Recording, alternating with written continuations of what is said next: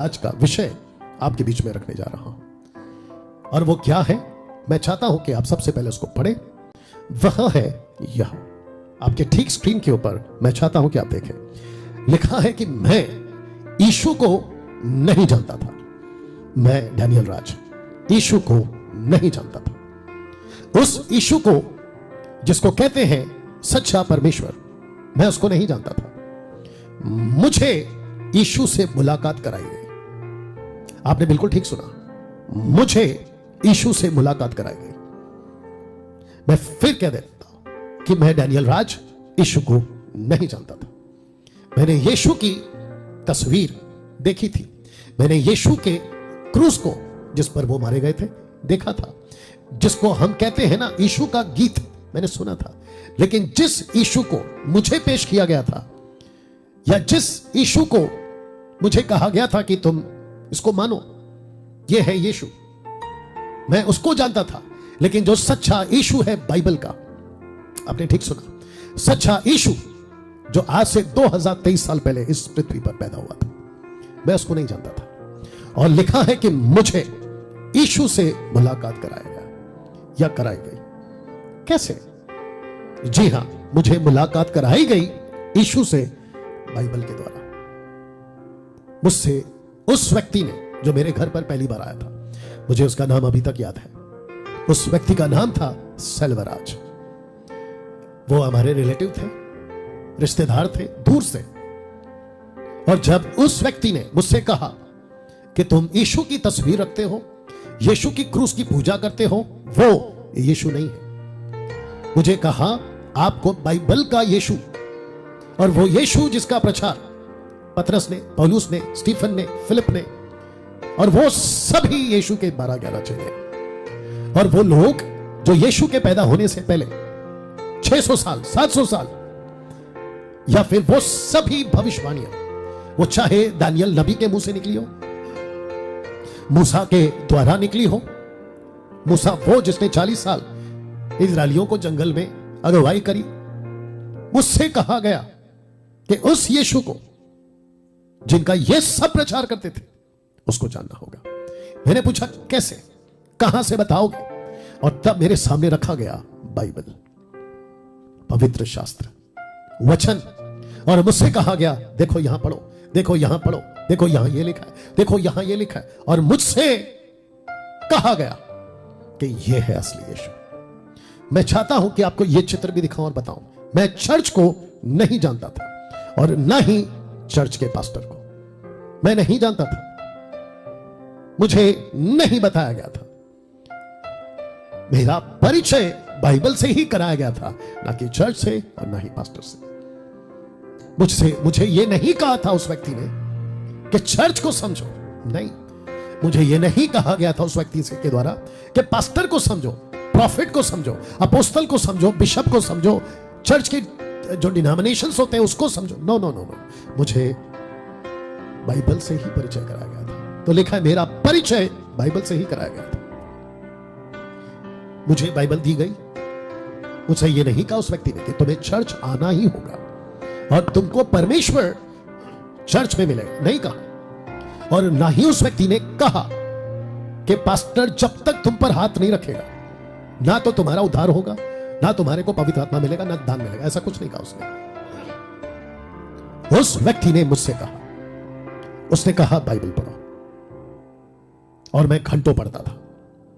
जिस व्यक्ति का नाम डैनियल राज है, अभी आप जिसको सुन रहे हैं, जिसकी वीडियोस फेसबुक, यूट्यूब और इंस्टाग्राम पे आप देखते हैं, मैं आपको बता दूं, मुझे बहुत ध्यान से सुनिएगा, बाइबल जब हाथ में दी गई थी ना, मैं इसको ऐसे पढ़ता था।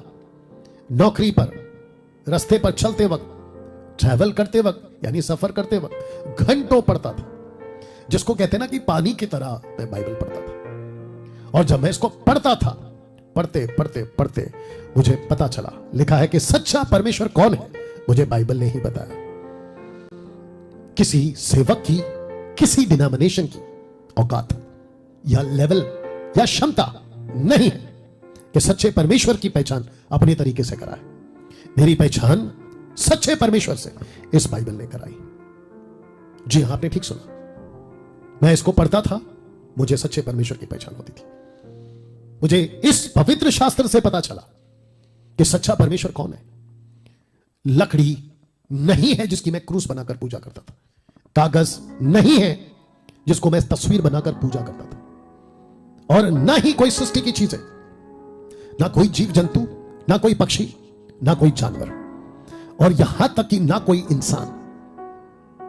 वो चाहे सफेद कपड़ा पहन ले या किसी भी रंग का कपड़ा पहनकर संत, महात्मा, गुरु बनकर सामने आए, इस बाइबल ने मुझे कहा ये नहीं है परमेश्वर या ईश्वर, दे आर नॉट गॉड्स।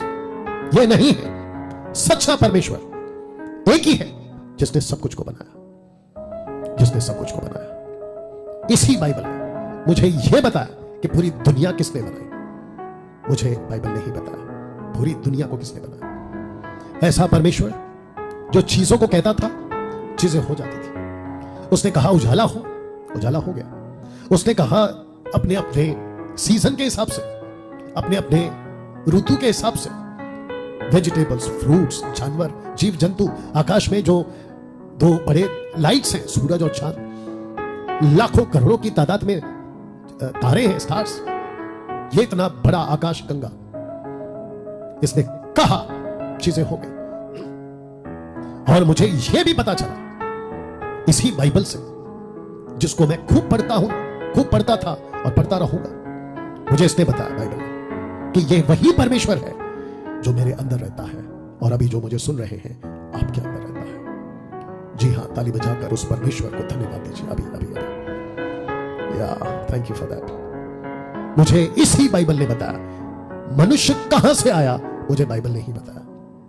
पहला आदम यानी पहला मानव, पहला इंसान कौन था मुझे नहीं पता था, मैं नहीं जानता था जैसे आप नहीं जानते। मुझे इसी बाइबल ने कहा परमेश्वर ने इंसान को, मानव को, आदम को अपने हाथों से बनाया। मिट्टी से बनाया सच है, लेकिन अपने हाथों से बनाया।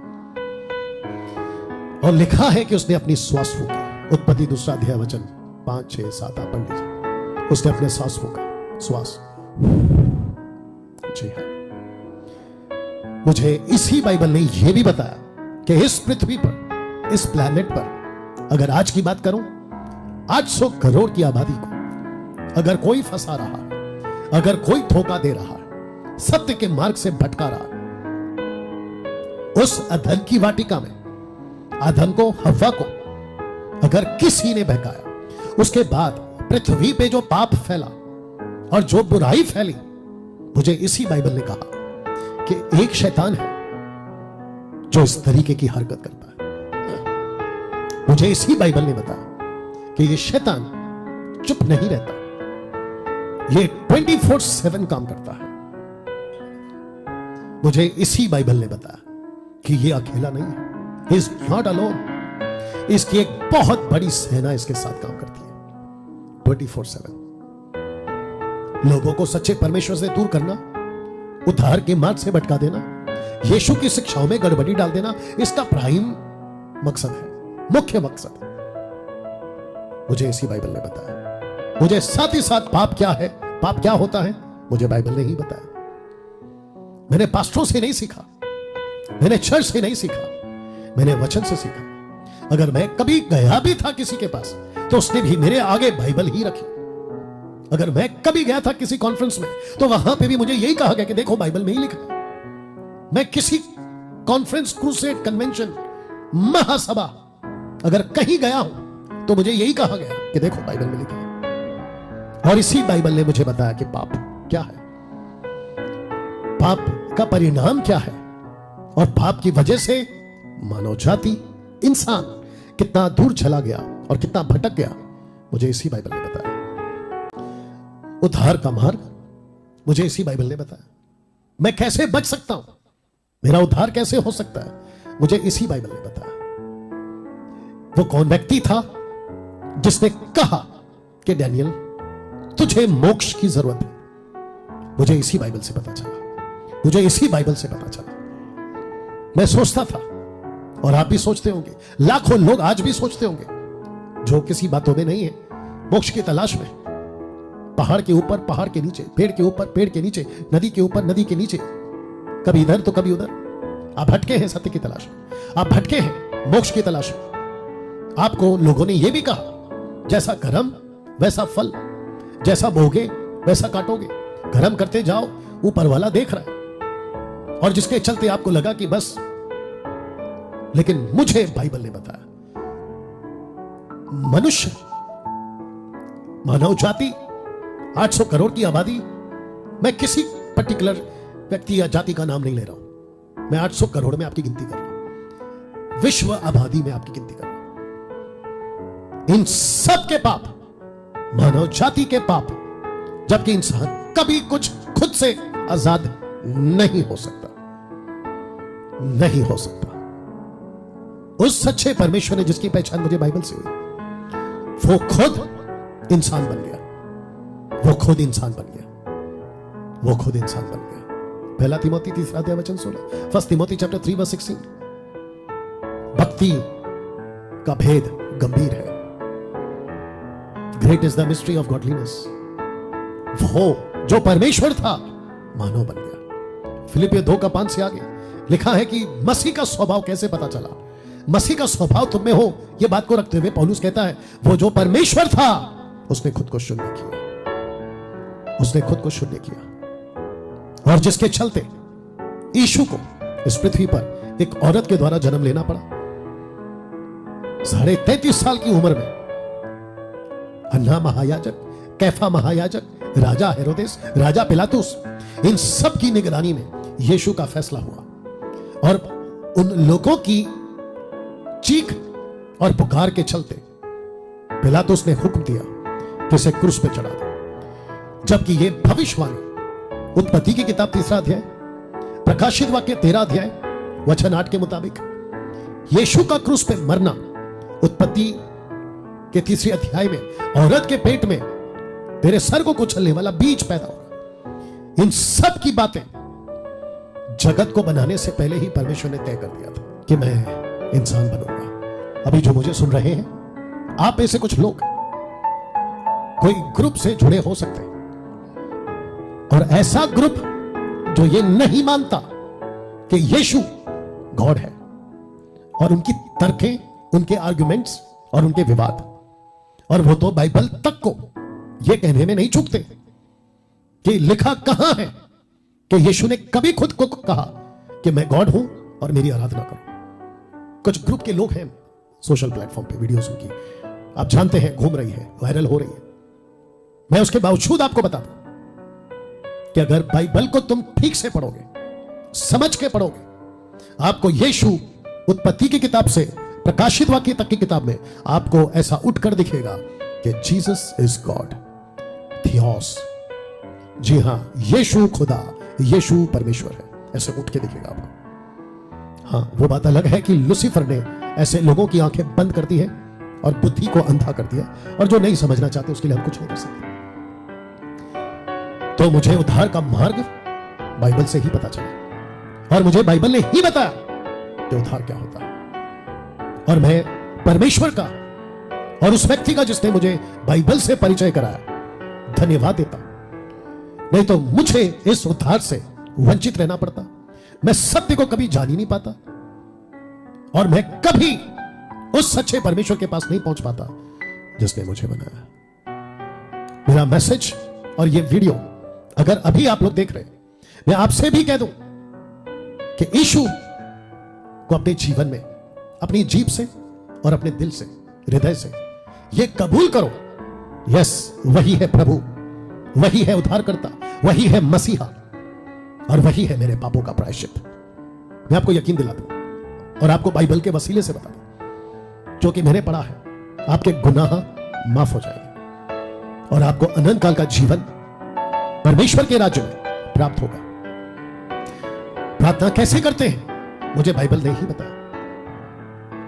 आज बहुत सारे लोग, आप जानते हैं, मुझसे प्रार्थना कर लो, बड़े पास्टर से प्रार्थना कर लो, ये चर्च में आके प्रार्थना कर लो, इस जगह पे घुटने टेक के प्रार्थना कर लो, जब तक बड़ा सेवक प्रार्थना नहीं करेगा कुछ नहीं होगा। इन सभी बातों को मैं नहीं जानता था, और ना ही मुझे बताया गया, और ना ही मुझे जानना है अब, क्योंकि सत्य पता चल गया। मुझे इस बाइबल ने बताया कि डैनियल, अपने घर पर बैठे, बैठ के, लेट के, घुटनों के बल, कुर्सी पर, पलंग पर, खड़े होकर, हाथ उठाकर, हाथ नीचे रखकर, चीख कर, धीरे से आंख बंद कर, आंख खुला रखकर, जैसा तैसा तुझे ठीक लगता है, परमेश्वर को पुकार और वो तेरी सुनेगा।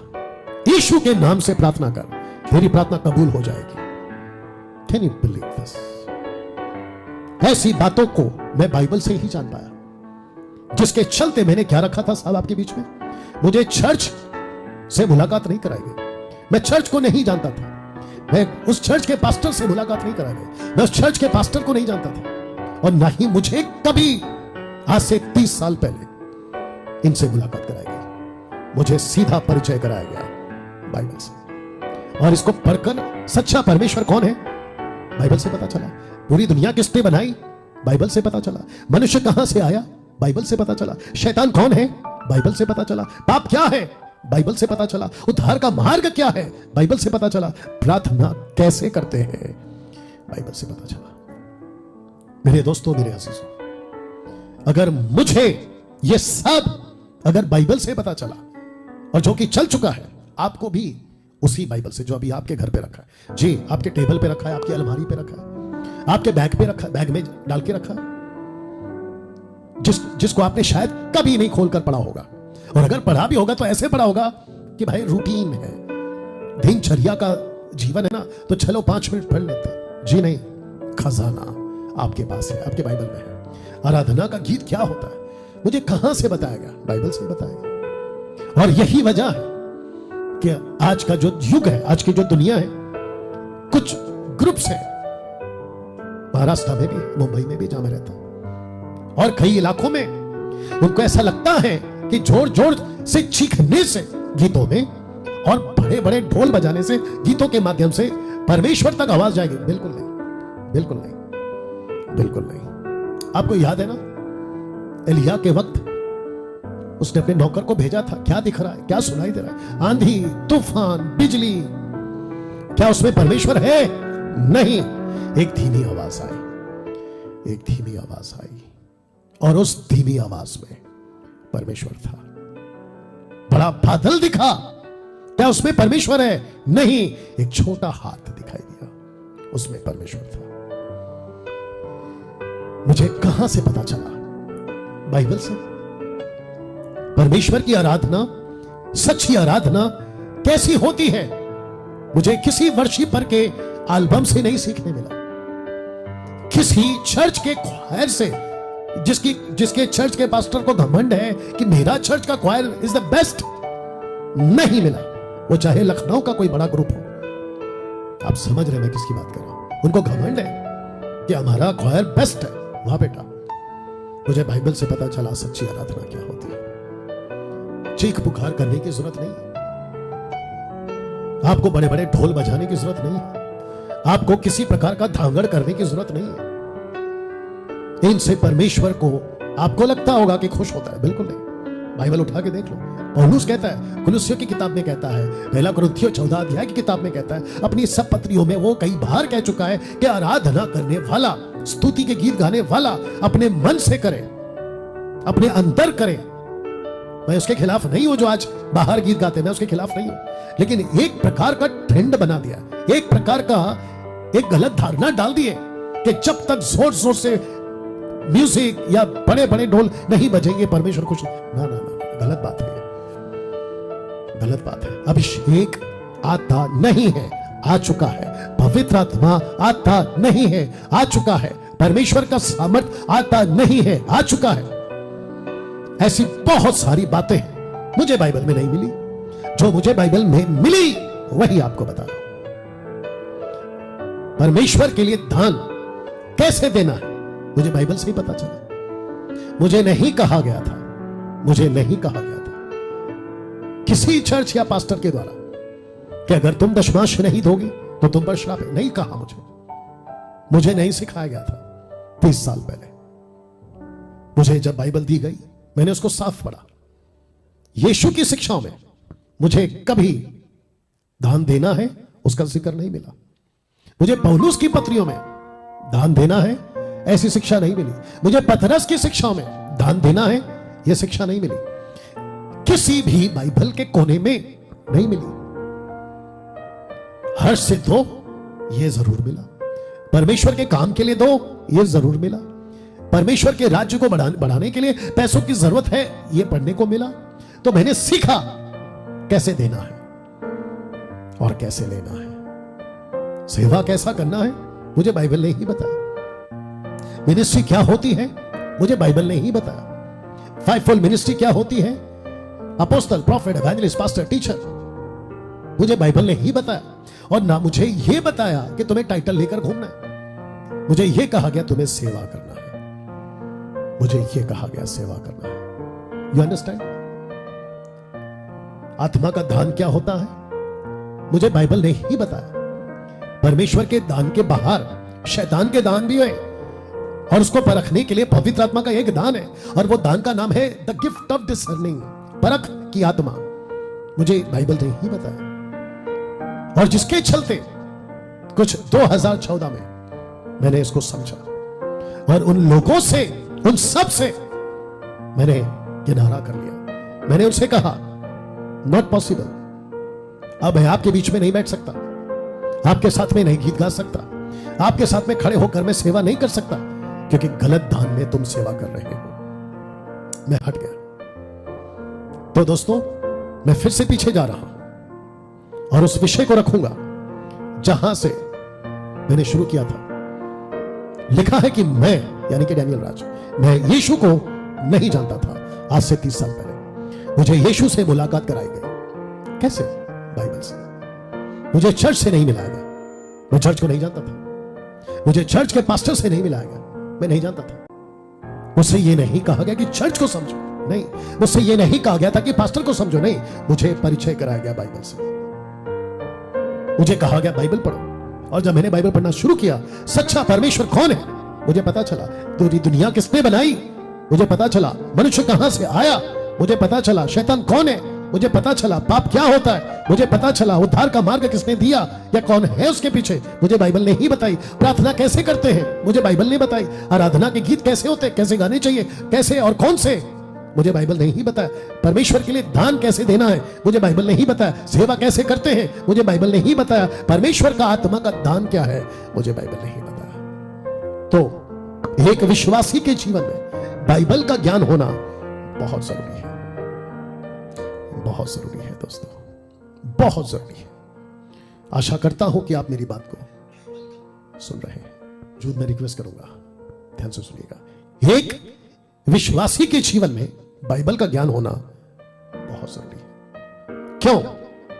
कुछ वचन आपको बता दूं। लूका के 24 के 27 में इमाउस के रास्ते पर चलते वक्त यीशु की मुलाकात दो लोगों से हुई। आप इस कहानी को जानते हैं। उन्होंने नहीं समझा कि उनके साथ कौन चल रहा है, और जब यीशु उनसे बातें कर रहे थे तब भी नहीं समझा। लेकिन लिखा है कि जब यीशु ने उनकी आंखें खोली, उनकी अक्ल खोली, तो लिखा है कि तब उसने मूसा से और सब भविष्यवक्ताओं से आरंभ करके सारे पवित्र शास्त्रों में से अपने विषय में की बातों का अर्थ उन्हें समझा दिया। आप यीशु को कहां से जानोगे? बाइबल से। सच्चे परमेश्वर को कहां से जानोगे? बाइबल से। महासभा, बड़ी बड़ी चर्चें, बड़े बड़े pastor, bishop, apostle, prophets, other countries, Africa, America, Europe, इन सभी कन्वेंशनों में आपको परमेश्वर नहीं मिलेगा। परमेश्वर की जानकारियां जरूर मिलेगी, लेकिन अगर आपको पुख्ता करना है, आपको कंफर्म करना है, आपको इनके पास परमेश्वर के शास्त्र के पास आना होगा, बाइबल के पास आना होगा। आपको पता है, जब यही इमाउस के लोग जब पतरस के पास गए, इसी चैप्टर के आगे, पतरस क्या कहता है? हे, नहीं हो सकता। पतरस कौन है साहब उन दिनों में? बड़ा बिशप, बड़ा पास्टर, नहीं समझ पाया। पतरस तक को कब समझ आया? पढ़ लीजिए लूका 24 का 45। तब उसने पवित्र शास्त्र समझने, बूझने के लिए उनकी समझ खोल दी। पतरस को किसने कहा कि यही है सच्चा परमेश्वर? पवित्र शास्त्र। इमाउस के दो लड़कों को किसने कहा कि यही है सच्चा परमेश्वर? शास्त्र। प्रेरितों के 17 का 11 में पौलुस जैसा बड़ा सेवक, जिसके कपड़े से लोग चंगे हो जाते थे जब वो कह देता था जिंदा होगा तो होगा, ऐसे व्यक्ति तक को लोगों ने यकीन नहीं किया, कहा कि पौलुस जी आप बड़ा अच्छा बोलते हैं, आपकी बातों को हम नहीं सुन सकते। कब तक? जब तक शास्त्रों से आपकी बातों की तुलना, कंपेयर नहीं कर लेते। तो लिखा ये लोग तो थिस्सलुनीकि के यहूदियों से भले थे, अच्छे थे, उन्होंने बड़ी लालसा से वचन तो ग्रहण किया और प्रतिदिन शास्त्रों में ढूंढते रहे कि ये बातें यूं ही है कि नहीं। दूसरे शब्दों में शास्त्रों से पौलुस की बातों को कंपेयर करते थे। अब आपको बताऊं, ये लड़के ये यहूदी लड़के, ये ग्रुप, ये जो भी होंगे ना, पतरस को, माफ करना, पौलुस को उसी पल, उसी क्षण रिजेक्ट कर देते अगर वो जिब्रिश बोलता, यानी कि रबा रबा और शबा शबा। अगर पौलुस हाथ रखकर किसी को नीचे गिराता और कहता कि अभिषेक ले लो, सामर्थ्य ले लो, ये रिजेक्ट कर देते, क्योंकि शास्त्रों में ऐसी किसी बात की जिक्र, इजाजत या उल्लेख नहीं है, जो आजकल बकवास चल रहा है। आजकल बकवास चल रहा है। अब इसको पढ़िए साहब, 1 कुरिन्थियों 15:3, माफ करें। इस कारण या इसी कारण मैंने सबसे पहले तुम्हें वही बात पहुंचा दी जो मुझे पहुंची थी कि पवित्र शास्त्र के वचन के अनुसार यीशु मसीह हमारे पापों के लिए मर गया। मुझे बताइए, टोटल 4 स्क्रिप्चर्स में हाईलाइट कौन है? शास्त्र, शास्त्र, शास्त्र, शास्त्र। इमाउस के लड़के कैसे समझे? शास्त्र से। चेलों की अकल कहां से खुली? शास्त्र से। यहूदी लड़के कहां से समझे? शास्त्र से। पौलुस कुरिन्थियों की कलीसिया को कहां से समझा रहा है? शास्त्र से। मुझे 30 साल पहले कहां से समझाया गया? शास्त्र से। मैं आपको कहां से समझा रहा हूं? शास्त्र से, यानी कि बाइबल से। लेकिन दोस्तों, एक बहुत बड़ा लेकिन है। आज एक बहुत बड़ा लेकिन है। मैं चाहता हूं कि ये लेकिन को आप समझें। Are you ready for this? 1 कुरिन्थियों 1:12 में इसका जिक्र है। पौलुस का दुख, पौलुस की चीख, पौलुस का फ्रस्ट्रेशन ये था। कहता है मेरा कहना यह है, क्योंकि मैं तुम्हारी ऐसी ऐसी चर्चाएं सुन रहा हूं, पौलुस कहता है जेल में या अपने दूर तुमसे, मुझे बड़ा गुस्सा आ रहा है तुम लोगों के ऊपर, क्योंकि तुम्हारे झगड़े हो रहे हैं। कहता है मेरा कहना यहां है कि तुम में से कोई तो अपने आप को पौलुस का, कोई अपौलुस का, कोई कैफा का और कोई मसीह का कहता है। टोटल 4, पौलुस, अपौलुस, कैफा, मसीह यानी यीशु। वचन 13 में क्या कहता है पता है? डांट के साथ कहता है क्या मसीह बट गया है? क्या मसीह बट गया है? मैं आपको भी पूछना चाहता हूं, क्या बाइबल बट गई है? कैथलिक की अलग, पेंटिकॉस्टल वालों की अलग, कैरिस्मेटिक वालों की अलग, इंडिपेंडेंट चर्च वालों की अलग। सबसे ज्यादा बेड़ा गर्क किसने किया पता है? मसीह की सेविकाई की, मिनिस्ट्री की, टीचिंग की, ये इंडिपेंडेंट वालों ने सबसे ज्यादा बेड़ा गर्क। मुझे ताज्जुब है, कईयों को तो मैं जानता हूं, कम से कम 100-200 को तो मैं जानता हूं, बुलाहट नहीं है, कहीं से आ जाते हैं, कुछ सुन लेते हैं, उनके अंदर हवा चढ़ती है। पास्टर टाइटल का, नाम का मतलब बड़ा होता है तो उनकी हवा चढ़ती है, पैसे भी मिल जाते हैं, इज्जत भी मिल जाती है, पुलपिट पे बुकेश, हॉल, इज्जत, कुर्सी, सोफा सब मिल जाता है। चलो भाई यही करते हैं, 3 साल जाकर बाइबल कॉलेज कराते हैं, पास्टर की डिग्री ले आते हैं। बेड़ा गर्क। ना बुलाहट है, ना अकल है, ना सीखे हैं, और जो उल्टा सीधा सीखे हैं वही सिखाते हैं। तो जिसके चलते पौलुस कहता है क्या मसीह बट गया? तो मेरा प्रश्न है आप लोगों से और इस वचन के वसीले से, बिल्कुल सीधा और साफ है, कौन थे ये लोग जो यीशु को बांट रहे थे? दूसरे शब्दों में शास्त्र को बांट रहे थे। कहते हैं कि पौलुस का अलग है, अपौलुस का अलग है, कैफा का अलग है, मसीह का अलग है। कौन थे ये लोग? क्या ये ऐसे लोग आज भी हैं? जी हां। क्या ऐसे लोग आज भी मसीह की दया को बर्बाद कर रहे हैं? जी हां। क्या ऐसे भेड़िए आज भी घूम रहे हैं? जी हां। तो कुछ 2-3 साल से हम क्या कर रहे हैं, मैं क्या कर रहा हूं, इनफैक्ट मैं आप लोगों को उसी भेड़िए से बचने के लिए जागरूक कर रहा हूं। अब आप समझ रहे हैं? जी हां। क्या पौलुस तुम्हारे लिए क्रूस पर चढ़ाया गया? Question mark. या तुम्हें पौलुस के नाम पर बपतिस्मा मिला? पौलुस पूछ रहा है, तुमको उद्धार दिया मसीह ने, तुम्हारी पहचान हुई शास्त्रों में कि मसीह सब कुछ है, तो तुमने पौलुस को, अपौलुस को, कैफा को मसीह के साथ में रखकर ऐसा क्यों कह दिया कि और 3 एक्स्ट्रा हैं? तब जाकर कहता है क्या मसीह बट गया है? आज मुझे चर्चेस में मसीह बटा हुआ दिखता है। आप समझ रहे हैं ना? बहुत ध्यान से सुनिएगा, मैं फिनिश कर रहा हूं, खत्म करने पे आ रहा हूं। अगर हम बैप्टिस्ट चर्च में जाएं तो हमको वहां यीशु अलग दिखता है, मेथोडिस्ट चर्च में जाएं या मेनलाइन चर्चेस में जितने भी होते मार्तोमा, लूथरन, सीएनआई, पता नहीं, तो सब अपने अपने तरीके से यीशु को पेश करते हैं। और ऑनलाइन प्रीचर वाले को तो बेड़ा गर्क, जो यूट्यूब पे आते हैं उनके वीडियो के पहले ऐड चलता है। इसी से समझ जाना कि उनका मकसद क्या है वीडियो बनाने का। फेसबुक, यूट्यूब, तो जब हम इनको सुनते हैं तो हमको अलग दिखता है। तब जाकर पौलुस ने क्या कहा, क्या मसीह बढ़ गया है? मुझे आज चर्चों में मसीह बढ़ा हुआ दिखता है। और जब हम जाते हैं बाइबल को लेकर, कुछ अभी तो उनकी हिम्मत नहीं है मुझे रोकने की, लेकिन 2014 के पहले मुझे कहा जाता था बकायदा होटल के कमरे में बिठा के कि पास्टर डैनियल राज, मैं पास्टर इसलिए बोल रहा हूं क्योंकि तभी पास्टर लगाता था मैं, कहते थे कि पास्टर डैनियल राज, आपको ये नहीं बोलना है, ये बोलना है, आपको ये नहीं कहना है, ये कहना है। लिस्ट आती थी हमारे साथ। और यही वजह है, अभी कुछ लोग समझ रहे हैं मैं क्या बात कर रहा हूं, कुछ पास्टर्स, ऑनलाइन प्रीचर्स भी मुझे सुन रहे होंगे। मुझे बताइए, क्या हम परमेश्वर के वचन के साथ गद्दारी कर सकते हैं? क्या मिलावट कर सकते हैं? संस्थाओं को खुश करने के चक्कर में क्या हम वो प्रचार कर जाएं जो लोगों को पसंद है? मैंने इसलिए शुरू में क्या कहा था, लोगों को पसंद है, लोगों के हिसाब से नहीं करता मैं, लोगों को प्रचार करता हूं यीशु के हिसाब से। तो डैनियल भाई, अब हम क्या करें? आपके कहने के मुताबिक बात तो सही है। अगर हमारे पास में पवित्र शास्त्र है, हम उसको पढ़ेंगे अभी से, ये बात तो कंफर्म हो गई। अब हम किसी भी उल्टे सीधे तरीके वालों के पास में नहीं जाएंगे। लेकिन पढ़ते पढ़ते अगर हमें किसी को पूछना है या कुछ जानना है, जैसे खोजा कहता है कि जब तक मुझे कोई ना समझाए मैं कैसे समझूं। और मैं ये मानता हूं और 100% मानता हूं कि आज भी कुछ ऐसे लोग हैं जिनको परमेश्वर ने बचा के रखा है अपने लिए और अपनी मसीह के दया के लिए, जिसकी गिनती में 10% में रखता हूं हमेशा। जो परमेश्वर भेजता है और अपने चर्च को सुधारता है, वॉर्न करता है, डांट लगवाता है और कहता है सुधार करो। और यही तो वजह थी कि पौलुस ने कहा तिमोथी से, 2 तिमोथी 2:2 में, कि जो बातें तूने मुझसे सीखी हैं ऐसे लोगों को देना जो विश्वास योग्य हो, फेथफुल, और फिर वो ऐसे लोगों को सिखाएं ताकि यह सिलसिला आगे तक चलता रहे। तो मैं मानता हूं कि जैसे मुझे किसी ने बाइबल पकड़वाई थी 30 साल पहले, आप भी किसी की तलाश में बाइबल कोई पकड़वा दे और फिर मुझे कुछ समझा दे फिलिप की तरह। सच्चे फिलिप कहां है आज और कैसे होते हैं ये सच्चे फिलिप? फेसबुक और यूट्यूब पे तो उल्टे सीधों की भरमार है, 400 झूठे नबियों की। आपको याद आ गया होगा यहोशापात राजा के समय में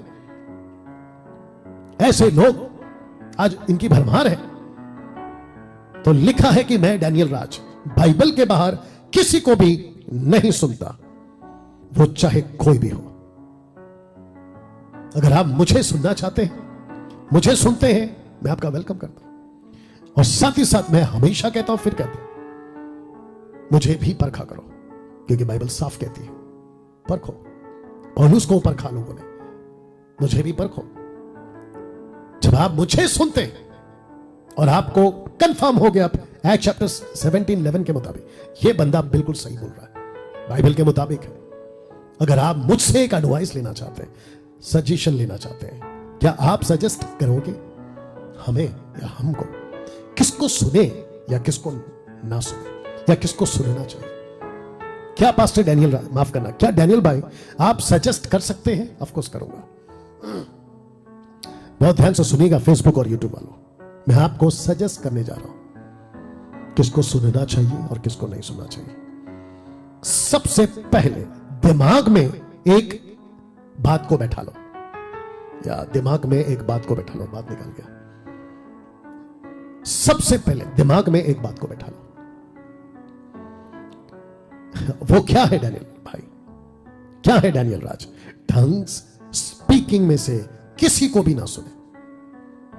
जो जिब्रिश बात करते हैं ना, रबा रबा शबा शबा टाइप, घंटों बात करते हैं, आपसे बात करवाते हैं, घंटों करवाते हैं, ऐसे किसी pastor, apostle, profit, bishop, doctor, teacher, national, international, देसी विदेशी, इंग्लिश वाला, हिंदी वाला, कहीं का भी वाला, कोई भी तुर्रम खान हो, जो टंग्स बात करता है, रबा रबा शबा शबा, ऐसे किसी को नहीं सुनना, वो चाहे कोई भी क्यों ना हो, नहीं सुनना।